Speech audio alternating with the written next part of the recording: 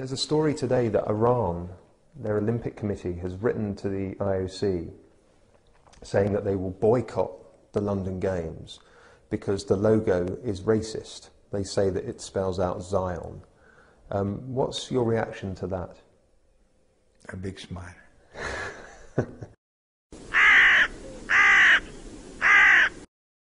In the London subliminal Zion race supremacy logo, which is this one, you can see a Z, an O, an I and an N, and the reason you can see that this is an I is because what on earth is this other than the dot over an I? This Z and this 2, which should be the same because they're both 2s, are not the same. So it's quite clear that they are not intended to be 2 2s, because they are not 2 2s. They are actually a Z and an N. And this can be proved by the historical relationship between the designer of this one, who's a Zionist and a Jew, and the designer of this one, who was not, I don't think, a Jew. However, he was very much a Freemason and very much associated with the tremendous influence the Jewry had at the end of 19th century. And all of this stems from that, because many people think that this Olympic logo is coming from ancient Greece, because the concept of the Olympics is ancient Greek. But it is not. It actually has been created by Zionists and by Freemasons, one and the same actually, both influential in our societies. And it's particularly interesting, and why I say that it's upstaging the Olympics, both this logo and that logo, because it's not only Iran that needs to take an interest, and all the Muslim countries should actually boycott this logo because of its race supremacist idea, but so should the Europeans. Because the thing I wish to try and point out is that Iran and the best of the West, which is hardly anything at all, but the best of the West, share the same ancient Greek tradition. We share the idea of scientific attitude with wisdom. It's in the Quran, you continued it. When we went into our Middle Ages, as it's called, Iran continued with the influence of the Greek attitude, the virtues of temperance, scientific attitude of wisdom, courage, which is not vainglory courage, but courage for empathy, and justice. And these virtues are inseparable, as we see in Khomeini's revolution, and carried on to this day with Dr. Ahmadinejad. And this is what we wish the West would regain for itself. It has lost due to this tremendous influence of Zionism in our culture to actually override it. So we are occupied, not only in Britain since 1858, when the Rothschilds were introduced to govern our countries, but now the Olympics and the concept of the Olympics itself is being occupied by this kind of logo, because decidedly Jewish and decidedly Zionist,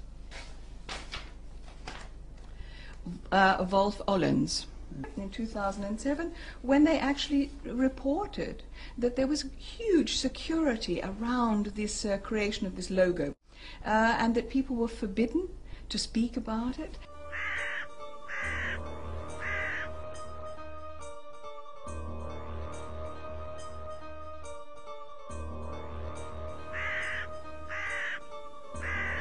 Sarah Brown, the wife of Gordon Brown, the Prime Minister in waiting, started her career in Wolf Ollens. So there is a very much bigger story here than meets the eye, but thank goodness Iran has drawn attention, and I'm very pleased to see that the Daily Mail, dubious as it is for giving us much of the truth, nevertheless has followed up on the story, and they will very much regret having done so, yes. I'm sure. Now this man, just by the way, was also the designer for this, for the Jewish Museum in Berlin.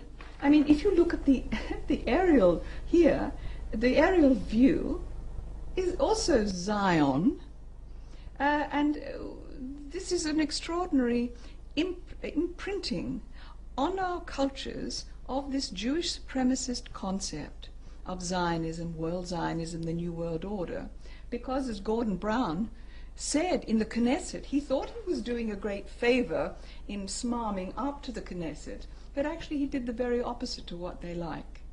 He said that the world Jewry has the greatest outreach, the greatest influence in the world, thinking he was telling them what they wanted to hear, but actually they like to do it by hidden hand.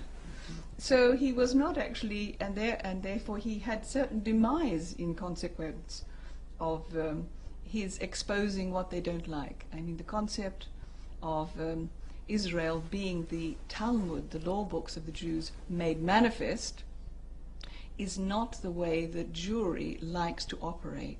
They like to operate underneath, not overtly, as the Mossad motto, make war by way of deception. I wanted to say actually where my expertise in a sense comes from, because whilst Confucius said signs and symbols rule the world, not words and laws, it's also, from my point of view, that I have acted in television commercials all of my life. So I know the persuasion and plausibility skills that are employed in selling us or mis-selling us mispackaged ideas.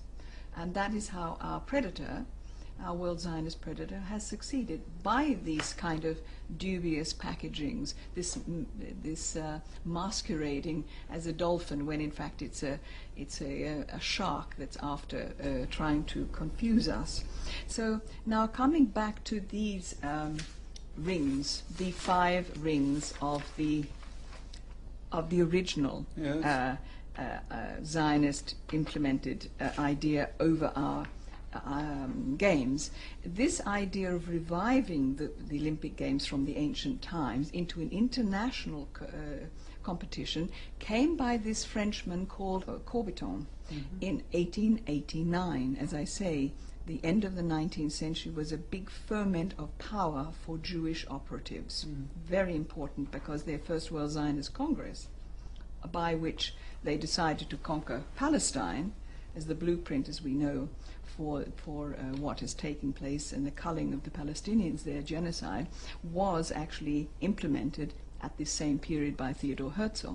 So the first Olympics in the modern sense were in 1896, and the man a little bit later on who also not only implemented this idea, very much a top Freemason, and a little bit later on he was the man who actually designed this logo, which was not part of the Greek classical tradition at all. So here again we see that it is a Zionist, Freemasonry, Jewish, supremacist race idea from that logo in 1890, in the beginning of the 20th century, to this logo in the 21st century. Yeah. So it is an ongoing operation.